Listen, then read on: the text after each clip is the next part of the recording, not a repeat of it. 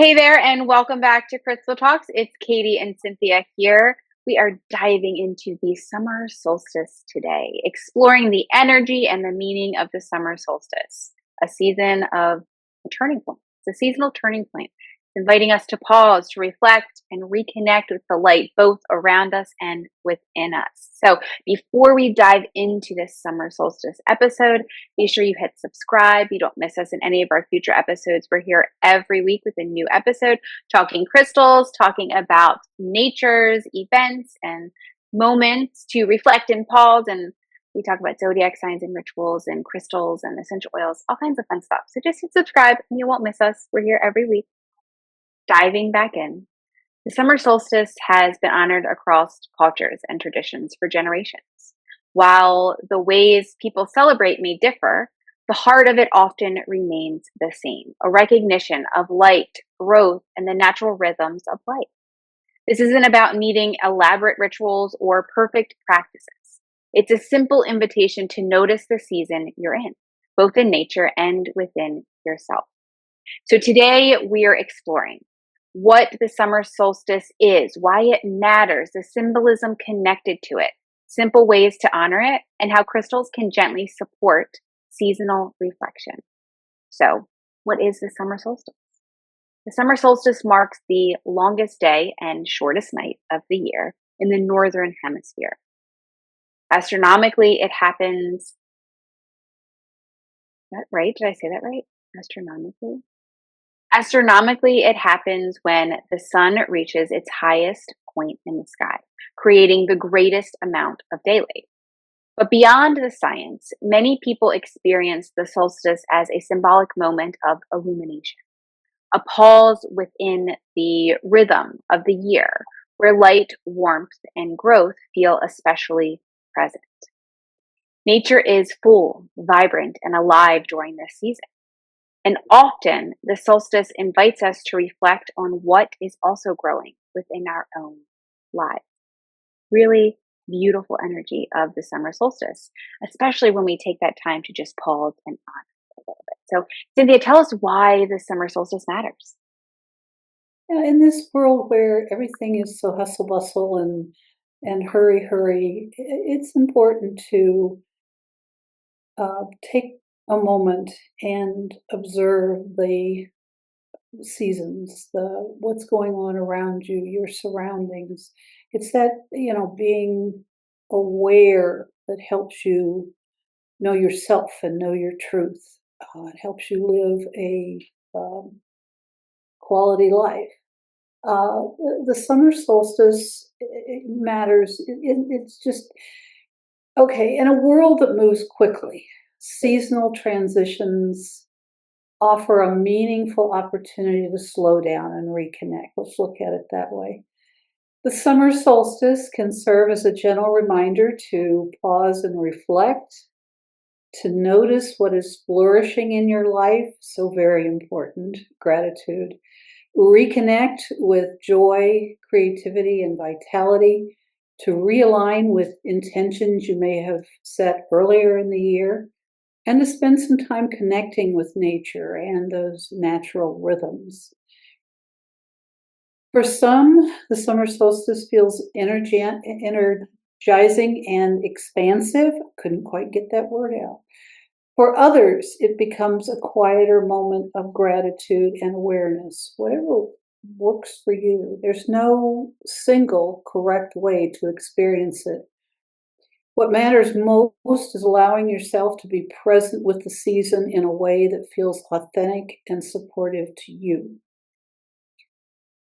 How I about love it. digging in a little to the symbolism of the summer solstice? Absolutely. Absolutely. The solstice is often connected with themes of light, of growth, of vitality, abundance, clarity, renewal, because it represents the peak of daylight. It can also symbolize illumination, bringing awareness to what feels aligned, meaningful, or ready to evolve. Some people use this time to celebrate what they've cultivated so far this year. Others use it to connect with the balance, especially knowing that after the solstice, the days slowly begin to shorten again. In many ways, the solstice reminds us that nature is always moving in cycles: growth and rest, expansion and reflection, light and return. And we are a part of those rhythms too. So, like Cynthia mentioned earlier, it's kind of like a time to pause and slow down, to reflect, to connect back into those natural cycles that happen around us in nature all year and within us, that sometimes we miss because we're so busy in the chaos of life. So, Cynthia, tell us a little bit how we can honor the summer solstice. Well, again, if you feel called to honor it in a different way, then by all means follow your intuition. But these are a few suggestions and samples if you're not quite feeling your path. Um, it doesn't need to be elaborate or highly structured. As with many things in life, often the simplest practices can feel the most meaningful, and you can bring them into your life more often because of that. But you might, for example, choose to spend some quiet time outdoors. That's one of my favorites. Watch the sunrise or the sunset. It's a glorious, glorious displays of nature. Journal about what's growing and going on in your life. Um, Create space for gratitude or reflection. I think that's vital all the time, to live in gratitude. We have so much to be grateful for, and that just really helps shift our perspective and bring more joy and fulfillment in our lives. So very, very important. Um, Light a candle with intention. That's something that's very, very meaningful, but very simple and quick to do. Certainly enjoy those nourishing seasonal foods, and summer fruits and vegetables that are so plentiful. Take a mindful walk in nature. That's very, very similar to spending quiet time outdoors, but I don't know about you. I find that as I walk, it's my mind goes a different direction than when I sit and observe, and almost can become a kind of meditation. And certainly pause to notice the warmth and the color and the fullness of the season. Um, if you want to go so far, some people enjoy creating small seasonal rituals. It helps them feel more connected and grounded. Um, the overall intention isn't perfection, it's presence. Be there. I love it. So, how can we work with crystals during the solstice? Some enjoy incorporating crystals into seasonal reflection as a symbolic way of connecting with light, intention, energy. And if it feels supportive, you might choose to place crystals somewhere it can catch the natural light as a quiet way of marking the moment and your intention for the season. However, you choose to work with crystals, follow your intuition. Let that guide you as you honor the solstice. Two crystals often connected to the warmth and brightness of summer are citrine and sunstone. Citrine carries a bright, uplifting energy, often associated with warmth, creativity, confidence, vitality. And some enjoy working with some enjoy working with citrine during the solstice as a reminder to welcome joy, abundance, and renewed motivation. Sunstone is often connected to light, personal growth, optimism, and expansion. It warms energy. It can feel supportive during moments of reflection around confidence, direction, and embracing new possibilities. Both are really great stones in kind of honoring that light of the solstice season. I know Cynthia has a couple more stones that are really great for summer solstice. What are they, Cynthia? Well, probably no surprise, I'm going to include carnelian. It just has that warm, vibrant energy that's often connected with creativity, motivation, and basic life force energy. During the summer solstice, some people enjoy working with carnelian as a reminder to embrace inspiration, and renewed momentum. Carnelian's grounding warmth can feel very supportive when reconnecting with passion, confidence, and aligned action. All of those very much aligned with the summer solstice. And another one that may surprise you a little bit, but think about it, is Green Aventurine. It has a much gentler energy. It's very heart-centered, but it aligns beautifully with the themes of seasonal growth and renewal. It's very much a nature-connected plant as well as a heart-connected plant. Green Aventurine is also connected with opportunity, balance, and steady expansion. So it can serve as a soft reminder that growth doesn't always need to happen quickly to be meaningful. In fact, quite often, the most permanent growth, the strongest growth, happens very gradually. During the summer solstice, some people enjoy working with Green Aventurine while reflecting on what they're nurturing and inviting into the next season of life. I love them both, Carnelian and Green Aventurine. I think both are really great ways to honor the summer solstice, like we've been talking about this whole time. I love them all for this time of year. I think they either using all of them together or one of them would really be powerful in honoring the summer solstice. So, what are some simple ways that we can use them? It doesn't have to be elaborate. Maybe you place them briefly in the sunlight or near a windowsill, kind of calling in that light. Maybe you hold one during meditation or journaling. Keep one nearby as a seasonal reminder. Or maybe you include one in a simple nature inspired altar or reflection space.